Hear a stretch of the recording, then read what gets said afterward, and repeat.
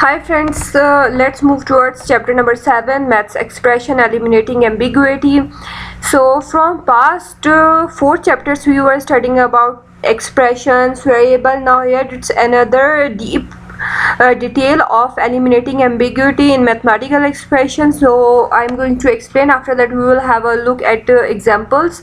So here we are having multiple values with multiple operators. Here we are using addition and here we are using multiplication. Definitely if we are working on any application, in professional application, so we are not working with single value, we have to work with multiple values. So Python is very flexible with that. You don't need to initialize again and again value, you don't need to make any complicated addition or subtraction. It will allow you to make calculation in single value.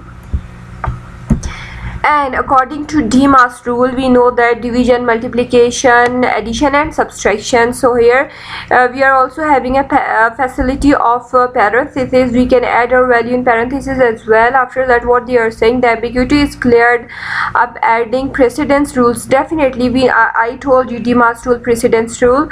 If we add parentheses in any value, so we can avoid ambiguity, because of course it's a machine, it can get confused that whether to make multiplication first or addition first. So if in parenthesis has a priority, it first multiply then it add.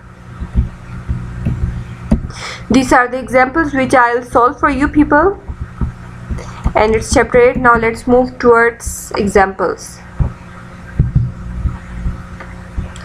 Okay, now let's rename it, and here we are. Okay, so add equals to 1 plus 4, is there again 5. Let's check the result.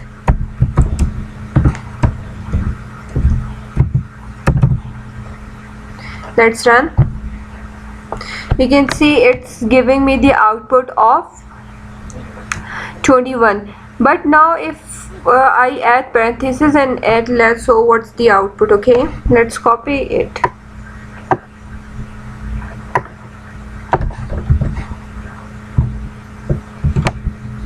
And I'm going to add parentheses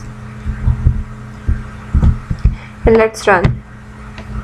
It's the same because it's not very complicated value. Okay friends, I have copied that example from the textbook, and let's run it.